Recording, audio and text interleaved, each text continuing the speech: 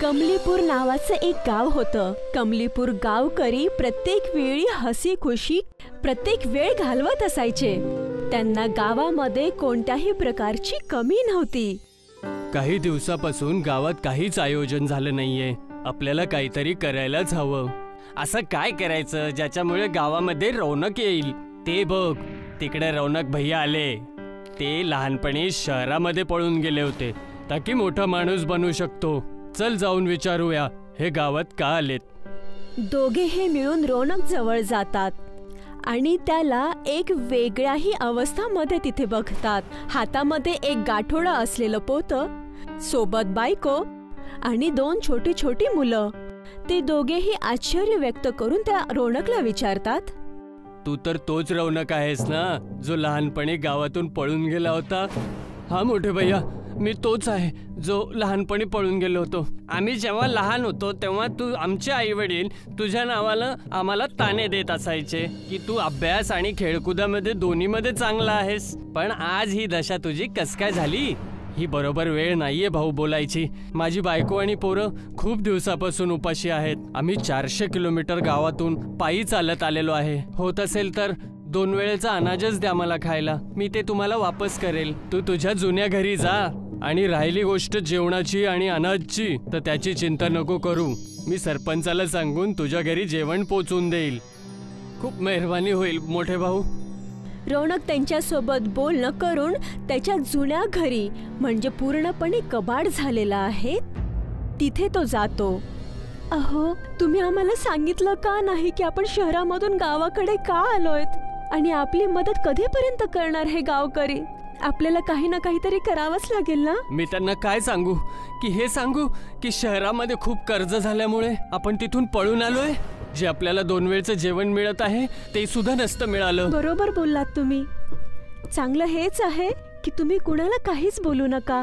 दुसऱ्या दिवशी रौनक गावाचे सरपंच त्याला जाऊन भेटतात आणि त्याला सगळं काही समस्या सांगतात. तू आता शहरात जायची चिंता नको करूस, बल्कि इथं आला आहेस तर इथेच तुझा व्यापार सुरू कर. बघ, गावातले लोक बघ किती खुश आहेत. ताजी हवा, ताज्या भाज्या खाऊन इथेच गुजारा कर. आपल्या बायको आणि पोरांना अजून कष्ट नको देऊस. बरोबर बोललात तुम्ही सरपंचजी. मी आता असंच करेल. शहरामध्ये मी पाणीपुरी बनवून विकत होतो. पाणीपुरी हे काय असतं हे तर मी पहिल्यांदा ऐकत आहे. मी गोलगप्प्यांची गोष्ट करत आहे. माझी पत्नी रेणुका गोलगप्पे बनवत होती आणि मी शहरातल्या गल्लीमध्ये रिक्षा चालवत होतो. आता रिक्षाची काय गरज आहे? तू आता एक काम कर, इथेच तुझे ते गोलगप्पे बनवून विकायला सुरू कर. त्यामुळे थोडीशी तुझी आमदनी पण होईल आणि गाववाल्यांना तुझ्या गोलगप्प्याची चव पण कळेल. त्याच्या काहीच दिवसानंतर रौनक आणि त्याच्या बायकोने मिळून पाणीपुरीचा एक ठेला चालू केला. थोडीशी जमीन राहिली होती, त्याला सुद्धा गिरवी ठेवून हे काम चालू केलंय. देव करो आणि सगळं ठीक हो. रौनकने पाणीपुरीचा गाडा सुरूच केला होता की तेवढ्यात लगेचच रिक्षावाला सचिन पोहोचतो आणि म्हणतो, रौनक भैया, दुकान उघडली, पण चेहऱ्यावरून रौनक कुठून गेली? अरे काय सांगू, दुकान उघडून 1 तास झालाय पण अजून कोणी दिसलं सुद्धा नाहीये. किती रुपयाला दिले हे गोलगप्पे? फक्त 10 रुपयाचे, ते पण 5. अच्छा, मग 1 प्लेट लावून टाका. रौनक पाणीपुरी सचिनला देऊ लागला. ती पाणीपुरी खाल्ल्यानंतर सचिन तिथे बोलला, हे तर अमृतासारखे लागतंय. पागल आहेत हे लोक जे गोलगप्पा तुझ्याकडे नाही खात आहेत. मी रिक्षामध्ये फिरत असताना सगळ्यांना हे सांगत राहील. तुझी खूप मेहरबानी होईल मोठे भाऊ, तू जर असं केलंस तर. काही दिवस अजून निघून जातात. रौनक आणि रेणुकाचा पाणीपुरीचा गाडा चांगला चालू लागतो.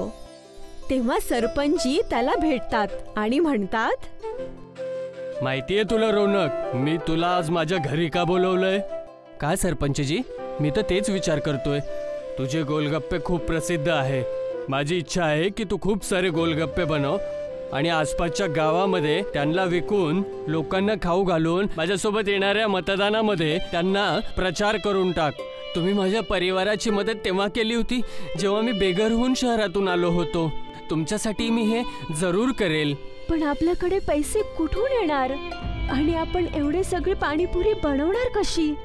आपल्याला बनवावं लागेल. मी त्यांना शब्द देऊन आलोय.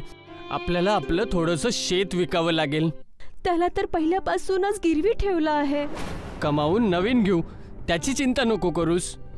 रौनकने त्याची राहिलेली जमीनही विकली आणि खूप सगळी पाणीपुरी बनवून तयार केली आणि सरपंचीला म्हणाला, जी सरपंचजी, मी सगळे गोलगप्पे बनवून तुमच्या घरी पोहोचवले आहेत. माझे पैसे? कसले पैसे भाऊ? मी कुठं बोललो होतो की मी तुला पैसे देणार आहे? चेष्टा नका करू सरपंचजी. मी त्यासाठी माझं शेत सुद्धा विकलंय. त्यासाठीच मी तुमच्याकडे पैसे मागतोय. तुझी बुद्धी ठिकाण्यावर तरी आहे. मी तुला 1 रुपया पण देणार नाहीये. निघ माझ्या समोरून. एवढं बोलून सरपंचचे 2 मोठे नोकर तिथे आले आणि रौनकला त्यांच्या रस्त्यामधून हटवलं. हे तर त्यांनी खूपच चुकीचं केलं हो. आता आपल्याला तर जेवायलाही काही मिळणार नाही. आपल्यावरती उपाशी मरण्याची वेळ आली. या गावातून माझं मनच उठलंय बघा. रौनक आणि सरपंचची बाचाबाची पूर्ण गावामध्ये पसरल्यामुळे कोणीही रौनक पासून गोलगप्पे खरेदी करायला नाही आला. तेव्हा सचिन त्याला म्हणतो, मी काही जरुरी कामासाठी शहरात चाललोय. माझी रिक्षा तुझ्या घरी सोडून. या गावामध्ये फक्त तूच आहे ज्याला रिक्षा चालवायचं ज्ञान आहे. तू म्हणत असशील तर मी थोडं याला वापरू का नाही? जोपर्यंत मी येत नाही तोपर्यंत तू याच्यामध्ये सवारी बसवून घेऊन जा. 2 पैसे कमवशील पण आणि आसपासच्या गावामध्ये तुझी ओळख पण होईल. सचिनची रिक्षा मिळाल्यानंतर रौनक खूप आनंदी होतो. तेव्हा रेणुकाने त्याला सुझाव दिला, तुम्ही या रिक्षामध्ये बसून पाणीपुरी गावागावामध्ये पूर्ण विकू शकता आणि त्याचा आपल्याला मुनाफा पण होईल. माझा पण हाच विचार आहे. रौनक रेणुका सोबत मिळून त्या रिक्षामध्ये पूर्ण गावागावामध्ये फिरून त्याची बनवलेली पाणीपुरी विकू लागला. बघता बघता रौनक आणि रेणुका दोघेही रिक्षावाले गोलगप्पे नावाने प्रसिद्ध झाले. आपण आठवड्यातच आपली गिरवी ठेवलेली जमीन सोडवली. चांगलं होऊ दे त्या रिक्षावाल्याचं, ज्यांनी आपल्याला ही रिक्षा दिली. मी आज खूप खुश आहे. दरवेळेस मी कर्जापासून पळून जात होतो. आज असं वाटतंय की मी पूर्ण जग जिंकलोय. तेवढ्यातच तिथे सचिन एक नवीन रिक्षा घेऊन आला आणि रौनक त्याला म्हणाला, अरे वा भाऊ, नवीन रिक्षा? ही कशासाठी? माझी जुनी रिक्षा मी विकायचा विचार करत आहे. मी आता गावातले लोक घेऊन गावात सोडण्यापेक्षा आता गावातून डायरेक्ट शहरामध्ये सवारी घेऊन जाईल. तुला वाईट नसेल वाटणार तर ही रिक्षा काय तू मला विकू शकशील? ही पण काय विचारायची गोष्ट आहे? तू ह्याला ठेवून घे. आता ही रिक्षा माझी रिक्षा राहिली तरी कुठे? तू तर याला पाणीपुऱ्याच्या रिक्षाने मशहूर करून ठेवलंयस. तुमची खूप मोठी मेहरबानी झाली भाई साहब. रेणुका आणि रौनकने मिळून त्या रिक्षेला विकत घेतलं आणि दोघेही त्याच्यातून पाणीपुरी विकत असायचे. प्रत्येक जण खूप आनंदाने रिक्षा पाणीपुरी खात असायचे. आता त्या दोघांचा व्यापार आणि घर खूपच चांगलं चालू लागलं होतं. दर्यापूर नावाचा शिवा पाणीपुरीवाल्याचं एक दुकान होतं.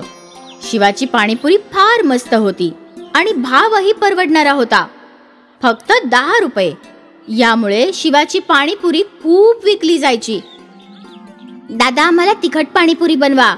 माझ्यासाठी मीडियम. हो ताई, बनवतो. शिवा रोज संध्याकाळी 5 वाजता पाणीपुरीचं दुकान उघडायचा आणि रात्री 9 वाजेपर्यंत त्याच्याकडे गिऱ्हाईकांची गर्दी असायची. तो खुश होता. पाणीपुरीतून कमवलेल्या पैशातून त्याचं घर चांगलं चालत होतं. हे घ्या श्रीमतीची, तुम्ही मुन्नासाठी नवीन कपडे मागवले होते ना? अरे वा वा वा. आणि हे घे तुझ्यासाठी नवीन साडी. आता याची काय गरज होती? गरज कशी नव्हती? जर मी बाळासाठी कपडे घेतच होतो तर मग विचार केला तुझ्यासाठी पण साडी घेऊया. फार छान आहे. हा, आता कसं बोललीस? मला माहिती होतं तुला साडी नक्की आवडेल. ते काय आहे ना, तुझ्या आवडीचे रंग आहेत ना त्यात. ते तर आहेच. आणि हे घे महिन्याचा खर्चाचे पैसे आणि आपल्या बाळाच्या स्कूलची फीस. या महिन्यामध्ये आपण 10,000 रुपये जास्ती वाचवून बँकेमध्ये जमा सुद्धा केले आहेत. फार छान केलं. देवाची आपल्यावर अशीच कृपा असू दे. हो हो.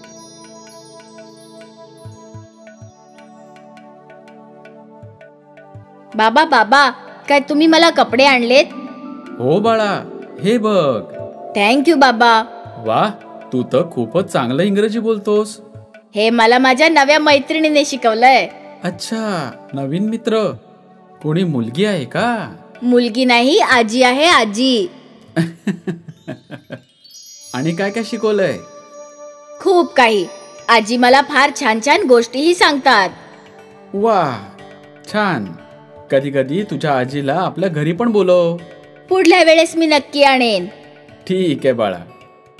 पुढचे कित्येक महिने शिवाचं पाणीपुरीचं दुकान फार छान चाललं होतं. त्याची कमाई पण चांगली चालली होती. मग एकाएकी महागाई वाढली. आता जेव्हा शिवा सामान विकत घ्यायला दुकानावर पोहोचला. अरे भाऊ, 5 किलो सफेद वाटाणे दे रे. हो शिवा भैया, तसे तुम्हाला सांगून ठेवतो, सफेद वाटाण्याचे भाव आता वाढलेले आहेत. पहिले 100 रुपये किलो होते, आता 150 रुपये किलो झालेले आहेत. अरे बापरे, एवढे? भाऊ, आता आम्ही काय करू शकतो यामध्ये? आम्ही तर याच भावामध्ये वाटाणे विकत घेतलेत. पण सफेद वाटाण्याशिवाय पाणीपुरीचा रगडा बनणं अशक्य आहे. तर बांधून द्या 5 किलो. ठीक आहे भाऊ. शिवाने 5 किलो सफेद वाटाणे खरेदी केले. घरी पोहोचताच, अरे उमा, महागाई किती झालेली आहे. किराण्याच्या दुकानावरती प्रत्येक वस्तूचे भाव वाढलेले आहेत. सफेद वाटाणे पहिल्यांदा 100 रुपये किलो होते, आता 150 रुपये किलो झालेले आहेत. आता काय करू शकतो? तुम्ही पण पाणीपुरीचा भाव वाढवा. पण पाणीपुरीचा भाव वाढवल्याने गिराईक येतील? आता ज्यांना खायची असेल ते नक्कीच खातील ना. हो, ते तर आहे. तुम्हीही आता 10च्या ऐवजी 15 रुपये प्लेट करा. ठीक आहे, हेच बरोबर राहील. शिवाने भाव वाढवण्याचं ठरवलं. आता जेव्हा त्याच्या दुकानात गिऱ्हाईक यायची, अहो दीदी, महागाई खूप भडकलेली आहे. आता 10च्या ऐवजी 15 रुपये प्लेट झालेली आहे. बोला, देऊ का? बापरे, 5 रुपये वाढवले. आता काय करायचं दीदी? आता 10 रुपये परवडत नाही आम्हाला. आणि आता प्रत्येक वस्तूची भाव पण वाढलेली आहे ना. ठीक आहे, दे मला, पण तिखट बनवा. हो हो. काही गिऱ्हाईक 15 रुपये द्यायला तयार होते आणि काही जण तर भाव ऐकूनच पळून जायचे. अरे भाऊ, 15 रुपये प्लेट आहे. अरे बापरे, नकोय मला. एवढं महाग नकोय मला. लूट माजवून ठेवली आहे सगळी. पण यावर शिवाय काय करू शकत होता? 10 रुपयाने तो पाणीपुरी विकूही शकत नव्हता. त्या दिवशी शिवाची काही चांगली कमाई झाली नाही. तो निराश होऊन घरी आला. काय झालं? आज बरेचसे ग्राहक पाणीपुरी महागल्याने तसेच निघून गेले. काही हरकत नाही. हळूहळू गिऱ्हाईकांना हा भावही जास्ती वाटणार नाही. हो, इच्छा तर तीच आहे. तुम्ही तुमचं मन लहान करू नका. काही दिवसात सगळं काही पहिल्यासारखं होईल. ठीक आहे. पुढल्या दिवशी शिवाने परत पाणीपुरीचं दुकान उघडलं. आज पण तेच झालं. काही गिऱ्हाईकांनी पाणीपुरी खाल्ली तर काही भाव ऐकूनच निघून गेले. असेच जर माझे गिऱ्हाईक पळत सुटले तर कसं काय होणार? मला काही ना काहीतरी केलंच पाहिजे. त्या रात्री शिवाने लवकर दुकान बंद केलं आणि घरी निघाला. अरे, मुन्ना कुठे गेला? येतच असेल. बोलत होता की आज आजीला जेवायला घरी आणणार आहे. अच्छा, चांगलंय. काय झालं? आज पण तुम्ही निराश दिसत आहात. आता तुला तर सगळंच माहितीये. आज सुद्धा ग्राहक भाव ऐकून पळून जात होते. असं कसं चालेल? तुम्ही एवढी काळजी करू नका. तेवढ्यात दरवाजावर खटखट झाली. मुन्ना आणि आजी घरात आले. अरे आई, या. हो, मी तुमच्या दोघांचं बोलणं ऐकलं. काही समस्या आहे का? आता काय सांगू आजी, समस्या तर आहेच. आम्ही पहिल्यांदा पाणीपुरी 10 रुपयाला विकत होतो तर सगळं व्यवस्थित होतं. आता भाववाढ आणि महागाई एवढी झालेली आहे की आम्हालाही आता 10चे 15 रुपये करावे लागले आहेत. पण आता तर आमचे गिऱ्हाईक भाव ऐकूनच पळून जात आहेत. माझ्याजवळ तुझ्या या समस्यावर एक उपाय आहे बाळा. थांब, मी आत्ताच आले. आजी घरातून बाहेर गेल्या. काही वेळाने त्या हातात एक डबी घेऊन आल्या. हे घे पोरा. हे काय आहे आजी? हे जादूचं मीठ आहे. तुला हे मीठ पुरीचं पीठ मळत असताना त्यात घालायचं आहे. फक्त 1 चिमूटभर. पण ह्याने काय होणार?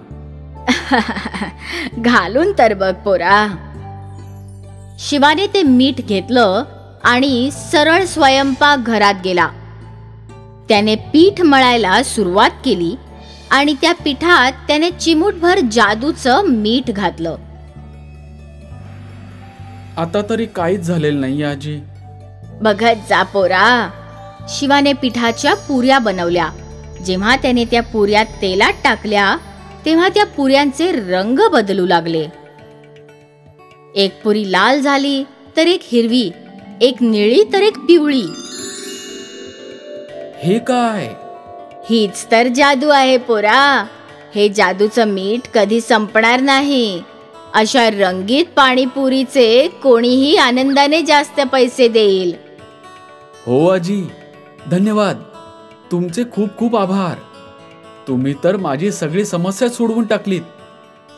आता मी माझ्या नातवासाठी इतकं तर करूच शकते. काय मुन्ना? हो आजी. रंगीत पाणीपुरी पाहून सगळे आनंदी होते. सगळ्यांनी एकत्र बसून जेवण केलं. पुढल्या दिवशी जेव्हा शिवाने पाणीपुरीचं दुकान उघडलं तेव्हा रंगीत पाणीपुरी पाहून गिऱ्हाईकांची रांग लागली. अरे भाऊ, हे काय नवीन आता? इतक्या रंगीत पाणीपुरी? हो हो, हे आमचे नवीन स्पेशल पाणीपुरी प्लेट आहे. फक्त 20 रुपये प्लेट.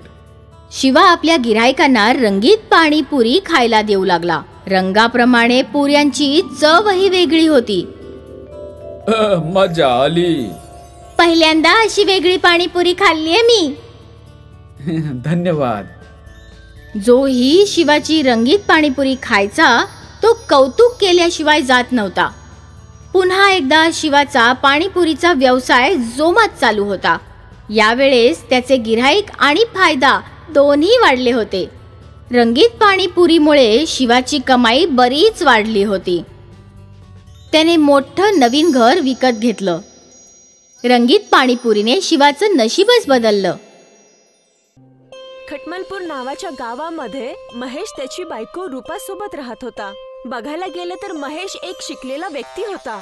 पण गावामध्ये बेरोजगारी असल्यामुळे त्याला कुठेही काम मिळत नसायचं आणि त्यासाठीच महेश आणि रूपाने गावामध्येच एक पाणीपुरीचा गाडा उभा केला.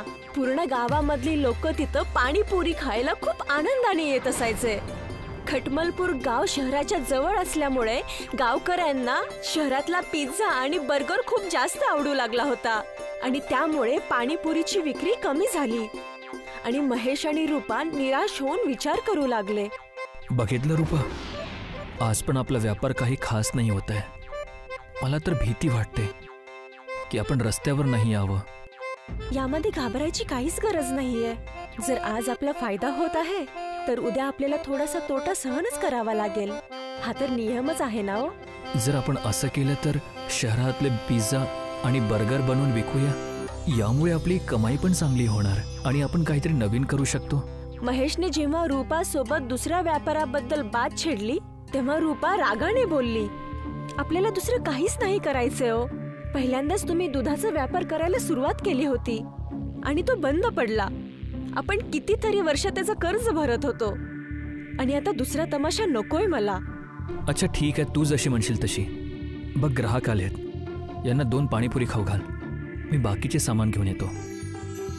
गाव शहराच्या जवळ असल्यामुळे गावकरी शहरामध्ये जाऊन आवडीचं खाऊन यायचे आणि त्यामुळे महेशच्या दुकानावरती कोणी येत नसायचं. बघितलं रूपा, मी तुला बोललो होतो आपल्याला दुसरं काहीतरी करायला पाहिजे. बघ आता आपली पाणीपुरी नाही विकल्या जात आहे. आपल्याला ह्याचा काहीतरी उपाय विचारच करावा लागेल. चला, आज असंही ग्राहक नाहीयेत. आपण आज घरी लवकर जाऊयात. महेश आणि रूपा दुकान बंद करून घरीच चालले होते तेव्हा बाजारात त्यांनी पिझ्झाचं दुकान पाहिलं.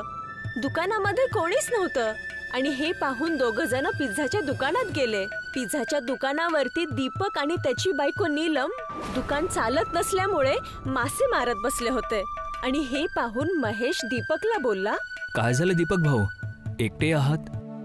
अरे या महेश बाबू या, कशी सुरू आहे तुमची पाणीपुरीची दुकान? आमचं तर ठणठण गोपाल आहे, अजूनपर्यंत सकाळपासून कमाई नाही झाली आहे. अरे भाऊ, आमचं दुकान पण नाही चालत आहे, यामुळे आम्ही बंद करून घरी जातोय. महेश आणि रूपा दीपक सोबत बोलणं करून त्यांच्या घरी निघून गेले. दीपकच्या पिझ्झाच्या दुकानाची हालत पाहून महेश अजून चिंतित झाला. बघितलं तू भाग्यवान, काहीच नाही चालतंय, ना पिझ्झा ना पाणीपुरी. आता आपण काय करणार? कसं चालवणार आपलं घर? माझ्याकडे एक युक्ती आहे. तुम्ही जाऊन दीपक कडून पिझ्झा घेऊन या. आपल्याकडे पाणीपुरीचं खूप सगळं सामान राहिलेलं आहे. पिझ्झा त्यांच्याकडून स्वस्तात खरेदी करून आपण पिझ्झा पाणीपुरी विकूयात आणि नक्कीच हे गावामध्ये कोणीच खाल्लं नसेल. पिझ्झा पाणीपुरी हे कसं होणार? पिझ्झा पाणीपुरी हो, आपण आपल्या पाणीपुरीमध्ये पिझ्झाचा फ्लेवर आणि त्याचे मसाले टाकून विकूयात. तुम्ही बघाच, आपलं दुकान नक्कीच चालेल. चालायलाच पाहिजे. तसं पण माहेरी जाऊन पण तुला खूप वेळ झालेला आहे. महेश रूपाचं बोलणं ऐकून दीपकच्या दुकानामध्ये जाऊन तिथलं सगळं सामान खरेदी करून आणतो आणि रूपा सांगितल्याप्रमाणे पिझ्झा पाणीपुरी बनवण्याची तयारी करतो. आणि असं बघता बघता संध्याकाळ होते आणि पिझ्झा पाणीपुरी तयार होऊन जाते. पिझ्झा पाणीपुरीची सुंदरता पाहून दोघेही खूप खुश होतात. बघ तर किती सुंदर वाटतोय. मी हे खाऊन पण बघितलं. मी एवढं स्वादिष्ट व्यंजन खूप वर्षापासून नाही खाल्लं होतं. भाग्यवान, आपलं जीवन बदलणार आहे. थोडासा दम धरा हो. हे बघा, ग्राहकांची येण्याची वेळही झालीये. बस सगळं चांगलं होऊ देत. त्यावेळीस महेशच्या दुकानावरती एक म्हातारा आणि त्याचा मुलगा आला, ज्यांनी पिझ्झा पाणीपुरी खाल्ली आणि म्हणाले, अरे, एवढं स्वादिष्ट पाणीपुरी आपल्या गावात, हे तर लाजवाब आहे. मला पॅक करून आणखी द्या. याला मी आपल्या घरच्या लोकांना खाऊ घालू इच्छितो. आणि मग काय, महेशची पिझ्झा पाणीपुरी खूप जास्त चालू लागली. रूपा आणि महेशचं जसं काही लॉटरीच लागली होती. पूर्ण गावामध्ये पिझ्झा पाणीपुरीची फक्त चर्चाच चालली होती. महेशनी मोठं पिझ्झा पाणीपुरीचं दुकानही घेतलं. पण ही सगळी गोष्ट दीपक आणि त्याची बायको नीलमला अजिबात पटत नव्हती. आणि हे पाहून नीलमने दीपकला बोलली, बघितलं तुम्ही कसं त्यांनी सगळा आपला व्यापार ठप्प केला. आपल्या जवळ येऊन आपल्या सगळ्या पिझ्झाचं सामान घेऊन आपल्या पाठीवरती चाकू खुपसला. त्यांनी आपलं काय बिघडवलंय? त्यांनी मेहनत केली आहे, त्यामुळे ते आज आपल्यापेक्षा जास्त खुश आहेत आणि आपले दुकान सुद्धा ठीक-ठाक चालतंय. आपली कमाई होतीये, एवढं पण ठीक आहे. तुम्ही तर माझं ऐकतच नाही. मी म्हणते ना, आपल्याला आपला व्यापार अजून वाढवावा लागेल. आपल्यालाही पिझ्झा पाणीपुरी बनवून विकावं लागेल, महेश आणि रूपाप्रमाणे. याने आपल्याकडे काही पैसे तरी येतील. आपणही मोठं दुकान ओपन करूयात. नीलमच्या जिद्दीपणामुळे दीपकला पिझ्झा पाणीपुरीचं दुकान ओपन करावं लागलं. आणि ठीक महेशच्या दुकानासमोर दीपक आणि नीलम त्यांच्या पिझ्झा पाणीपुरीचं दुकान लावू लागले. ही गोष्ट जेव्हा महेश आणि रूपाला समजली तर त्यांना ह्या गोष्टींमुळे अजिबात त्रास नाही झाला. उलट महेशने दीपकचे दुकान पाहून रूपाला बोलला, दीपक भाऊंनी दुकान उघडलंय. मला वाटतंय त्यांना पण पिझ्झा पाणीपुरीचा व्यापार चांगला वाटलाय. त्यांच्यापासूनच आपण शिकलोय. चला, चांगलंय. देव करो त्यांचंही दुकान चालू देत आणि बढती होऊ देत. पण असं नाही होत. दीपक आणि नीलमचं दुकान अजिबात चालत नाही. ग्राहकांच्या नावाने ते दोघं तिथेही माशाच मारत बसतात. दीपक आणि नीलमला त्रासलेलं पाहून रूपा महेशला बोलते, अहो ऐका ना, आपल्याला दीपक आणि नीलमची मदत करावी लागेल. मागच्या काही दिवसांपासून कोणताच ग्राहक त्यांच्याकडे जात नाहीये. आपल्याला त्यांना ह्या त्रासातून काढावं लागेल. जर आपण त्यांना आपलं दुकान सांभाळण्यासाठी दिलं तर देवाच्या कृपेनं आपलं दुकान खूप छान चालतंय आणि तरक्की करतंय. त्यांना आपण या दुकानावर काम करू देऊया आणि आपण आणखी एक दुकान उघडूया जिथे आपण पिझ्झा पाणीपुरी विकूया. पण त्यांना ह्या गोष्टीचा काही त्रास तर होणार नाही ना? चला विचारून पाहूयात. महेश आणि रूपा दोघेही दीपकच्या दुकानावरती त्याला निराश बघून त्यांच्या सगळ्या गोष्टी सांगतात आणि दीपक आणि नीलमला त्यांचं उत्तर मागतात. मला आणि नीलमला ही गोष्ट स्वीकार आहे. आम्हाला खरंच तुमच्यासोबत जोडायचं आहे. तुम्ही आमच्या या कठीण परिस्थितीत मदत केली आहे, हे तुमचे उपकार मी कधीच नाही विसरणार. खूप आभार तुमचे महेश आणि रूपा. आम्ही तुमचं दुकान खूप चांगलं चालवू. एकदम तसंच झालं. महेश आणि रूपाने नवीन दुकान ओपन करून तिथं पिझ्झा पाणीपुरीचा व्यापार चालू केला नवीन जागेवरती. आणि दीपक आणि नीलमला त्यांचा नवीन व्यापार चालवण्याचं मत मांडलं आणि दोघेही परिवार तरक्की करून आनंदाने राहू लागले.